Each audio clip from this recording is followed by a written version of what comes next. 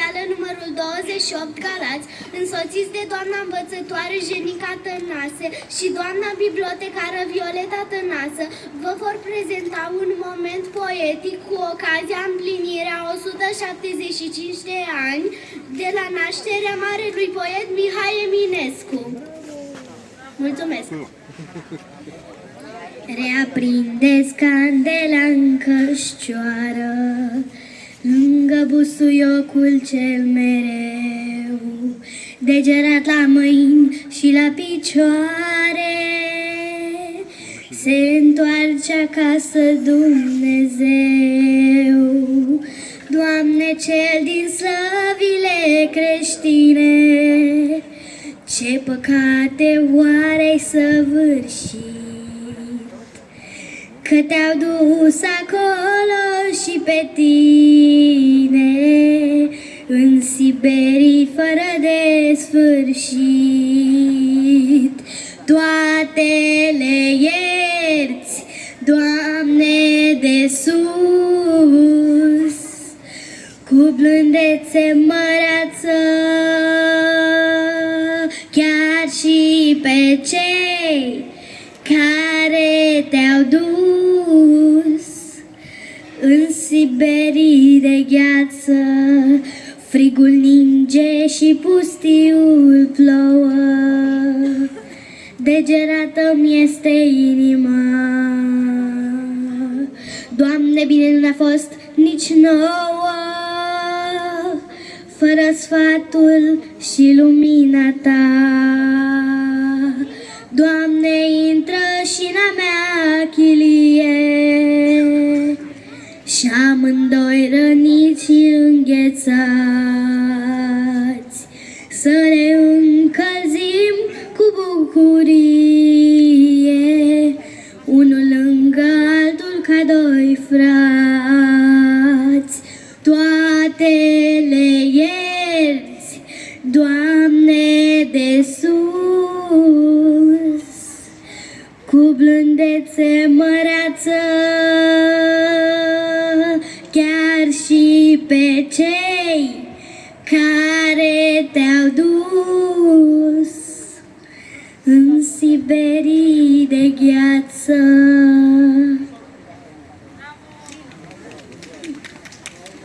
Luceafărul de Mihai Eminescu.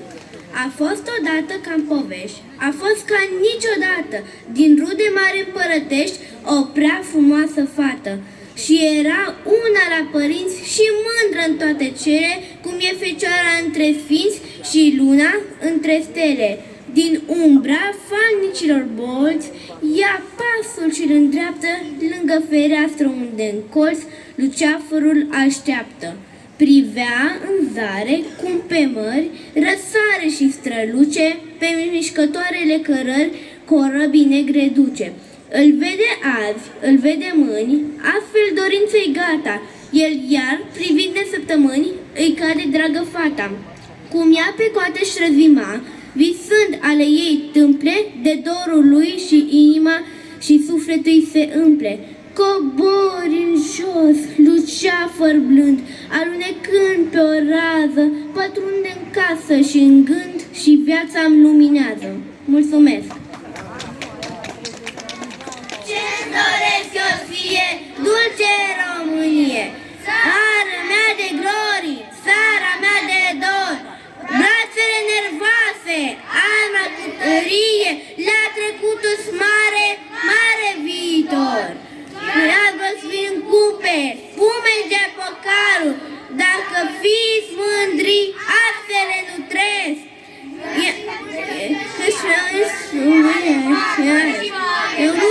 Dulce Românie, asta ți-o doresc. Ce-ți doresc eu ție, dulce Românie, tânără mireasă, mamă cu amor, fiii tăi trăiască numai în frăție, la nopții stele, ca zilei zori. Viața în vecie, glorii, bucurie, arme cu tărie, suflet românesc, vis de vitejie, fală și mândrie, dulce Românie, asta ți-o doresc! Bravo! Bravo!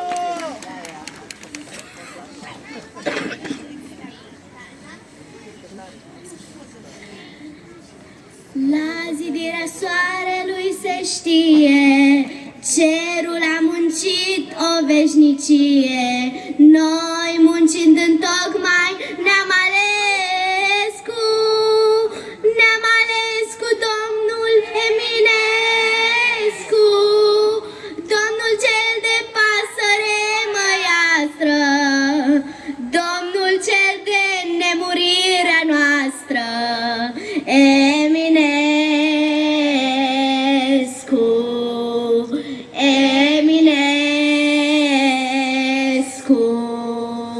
Mi-l furară, Doamne, adineauri, pe înaltul domn cu tot cu laur, mă uscam de dor în piept cu plânsul, nu știam că dor mi-era de dânsul, nu știam că doina mi-o furară, cu străvechea și frumoasa țară, Eminescu,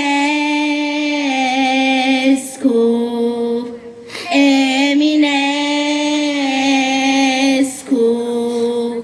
Suntem în cuvânt și în toate, floare de latinitate, sub un cer cu stele sudice. De avem sau nu dreptate, de avem sau nu dreptate, Eminescu să ne judece. Eminescu. Acum am și eu pe lume parte, pot îmbrățișa măiastrați carte. Știu că frate mi-e și mi-ești părinte, acum nimeni nu mă poate minte. Bine ai venit în casa noastră, neamule tu, floarea mea albastră, Eminescu, Eminescu. Suntem în cuvânt și toate, floare de latinitate, sub un cer cu stele sudice. De avem sau nu dreptate, de avem sau nu dreptate, Eminescu să ne judece. Eminescu,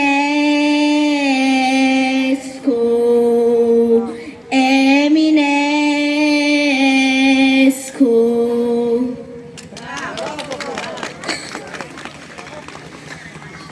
Fiind băiet pădur cu 3 ram, de Mihai Eminescu. Fiind băiet pădur cu 3 ram și mă culcam ades lângă izvor, iar brațul drept eu sub cap eu mi-l puneam să aud cum apa sună încetișor. Un freamăt din trecea din ramuram și un miros venea la dormitor. Astfel ades eu noți întregeam mas, blând îngânat al valurilor glas.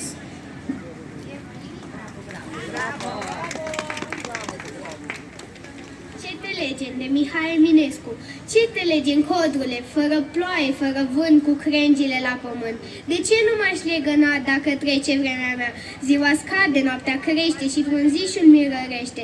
Bate vântul frunza în lungă, cântăreții mi alungă. Bate vântul dintr-o parte, iarna aici, varai departe. Și de ce să nu mă plec dacă păsările trec? Peste vârf de rămurele, pleacă în storă rândunele, duc în gândurile mele și norocul meu cu ele. Și se duc pe rând, zarea în lumii întunecând, și se duc ca clipele, scuturând aripile, și mă lasă vestejit și amorțit, și cu dor îmi singurel, de mă îngân numai cu el. Mulțumesc! Condrusule, ce mai faci, drăguțule? Că de când nu ne-am văzut, multă vreme a trecut, și de când m-am depărtat, multă lume a umblat. Iar eu fac ce fac de mult, iarna viscolul ascult, crengile rupându-le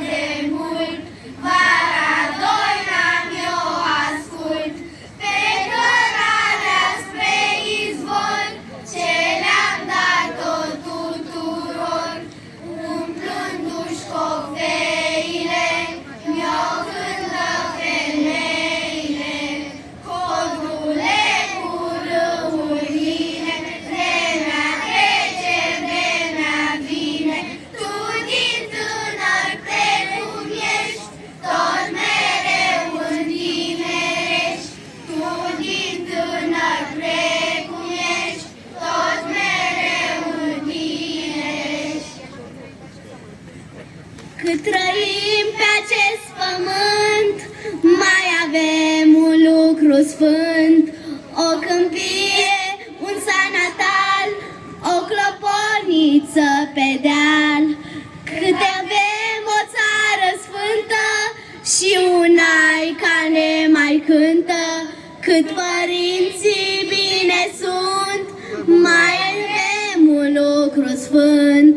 Cât durale vor izvoare, ori un cântec ce dispare, cât există ceva sfânt, vom trăi pe acest pământ.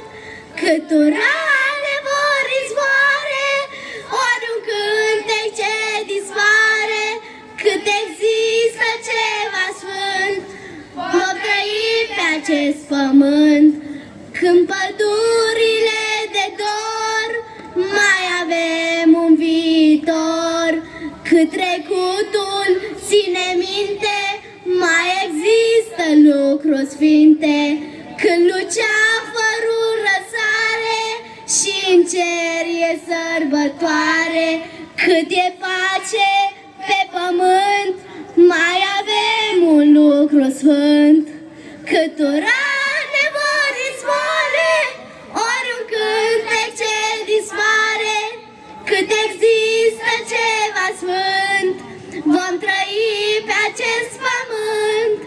Când urane vor izvoare, ori un cântec ce dispare, cât există ceva sfânt, vom trăi pe acest pământ.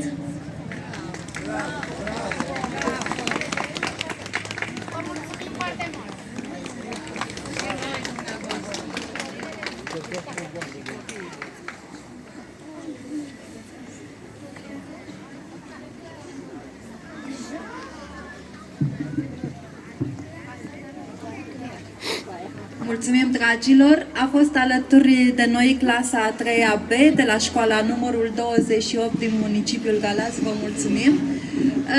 Chiar m-am temut că veți pleca. Vă mulțumim tare mult! Doamna profesoară, vă rog, veniți alături de noi. Am remarcat un grup de prichintei. M-am speriat când i-am văzut că merg în direcția aceea. Am zis că vor pleca. Aș vrea să vă întreb de la ce unitate de învățământ sunteți? Grădinița cu program prelungit numărul 7 din Galați. Vă mulțumim tare mult. Sunteți atât de mititei și drăguți. Mulțumim că sunteți alături de noi. Vă mulțumim că ați venit astăzi. Vă invit să depunem buchete de flori la statuia marelui poet. Bineînțeles, cei mici înainte de toate. Este foarte frig pentru ei, au înghețat, le mulțumim tare mult pentru prezență și, bineînțeles, dragi gălățeni, vă invităm și pe dumneavoastră în ordine, nu ne îmbulzim ca de fiecare dată. Vă mulțumim tare mult și la mulți ani, dragi gălățeni, dragi români, vă mulțumim!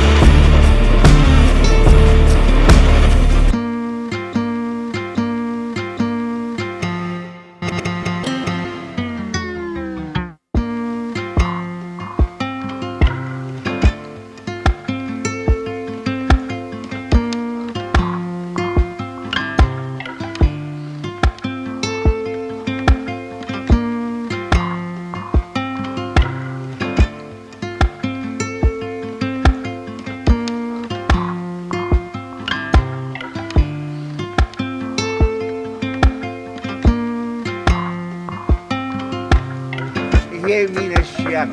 Pentru treaba asta să aplaudăm pe Eminescu, care e nemurit.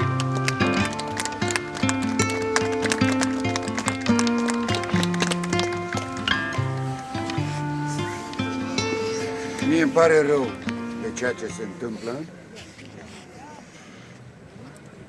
Îmi pare rău că noi vorbim despre Eminescu, recităm din poeziile lui Eminescu și stăm cu spatele la el.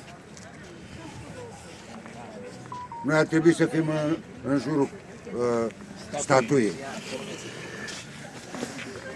La mulți ani, dragii mei, la mulți ani Eminescu, la mulți ani limba română, la mulți ani Ziua Culturii Românești.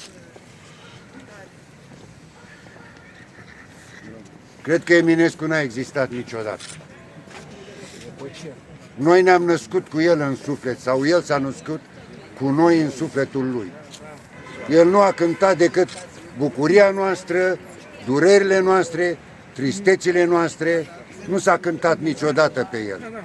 El a prins pentru noi, pentru neam, pentru poporul acesta obișnuit mereu, călcat în picioare de analfabeți, veniți de pretutindeni din lume. De-aia suntem sclavii europei acum. Că nu credem în Eminescu cât ar trebui să credem. Vorbim despre el numai acum și la 11 iunie. De ce s-au adus coroane în Ziua Culturii Naționale? E o cale atât de lungă, că mii de ani au trebuit luminii să ne ajungă. Poate de mult s-a stins în drum, în depărtări albastre, dar raza ei abia acum luci vederii noastre. Icoana stelei ce-a murit încet pe cer se suie, era pe când nu s-a zărit. Azi o vedem și nu e. Tot astfel, când al nostru dor pieri în noaptea adâncă, lumina stinsului amor ne urmărește încă.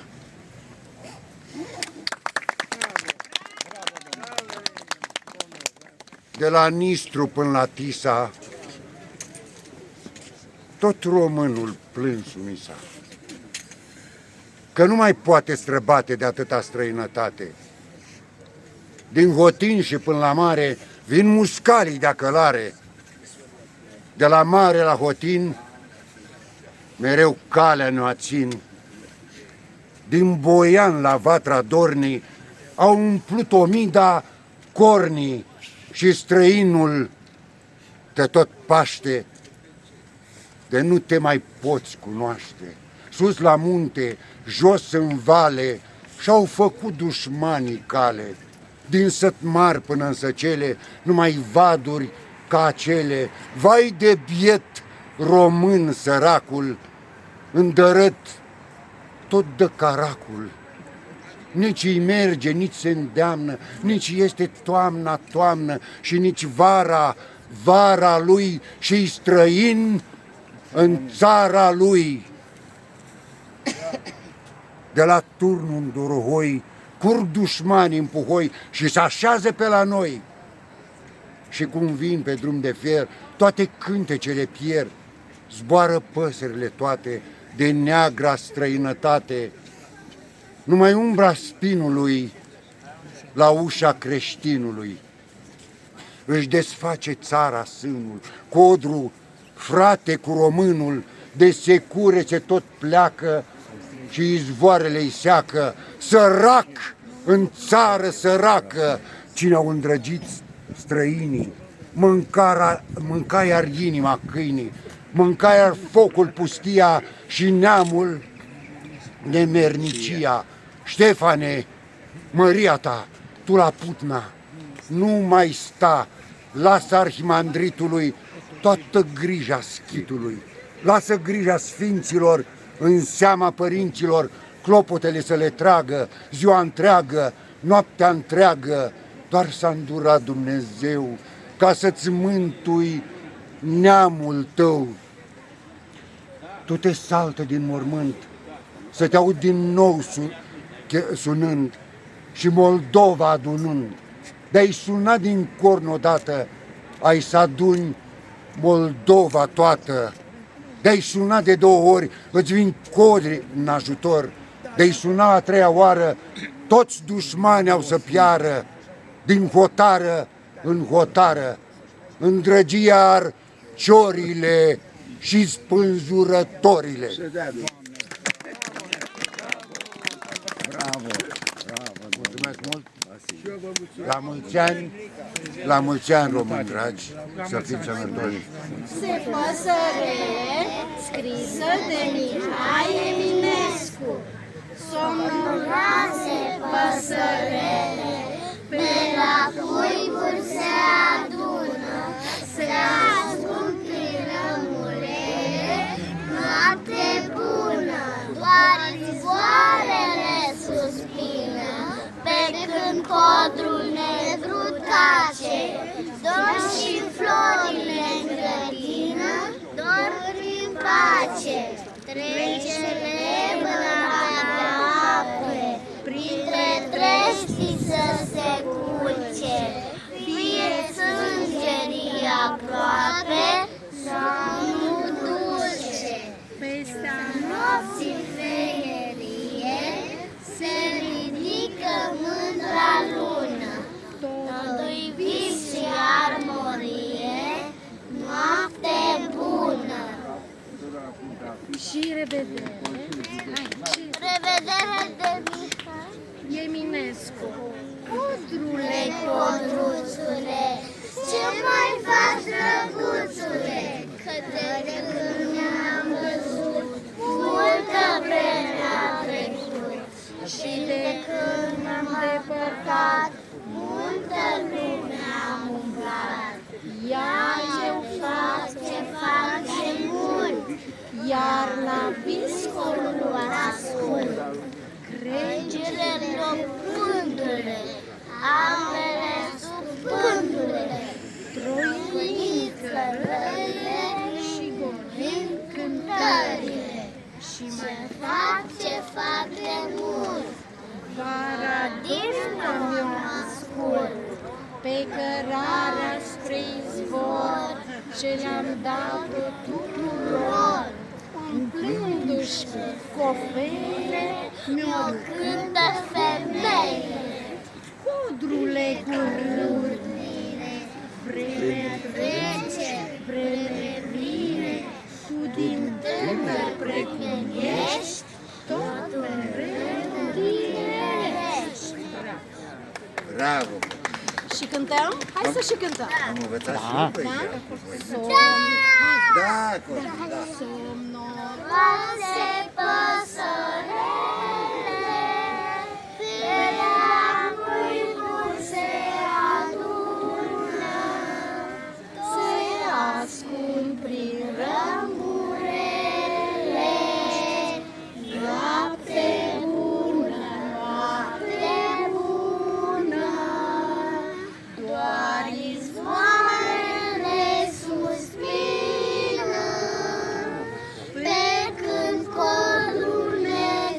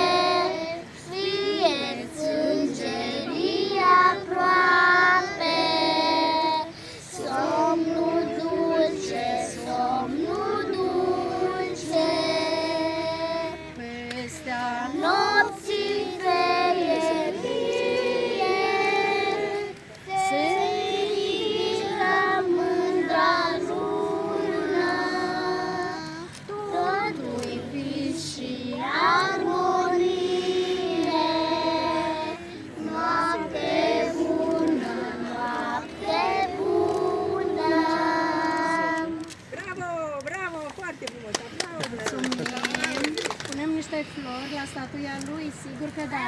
Poftim. Nu, lasă așa cum este, lasă așa. Hai, poftim. Hai, hai. Punem flori. Hai, sus acolo. Bravo.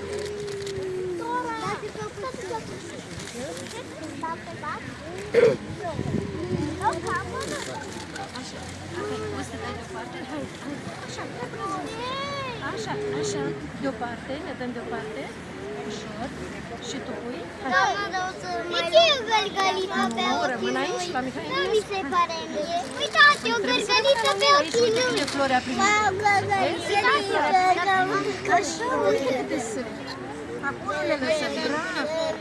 Uite, aha, și acolo pe urmă. Doamne Mihai, vreți ca la pus soarea? Ai văzut?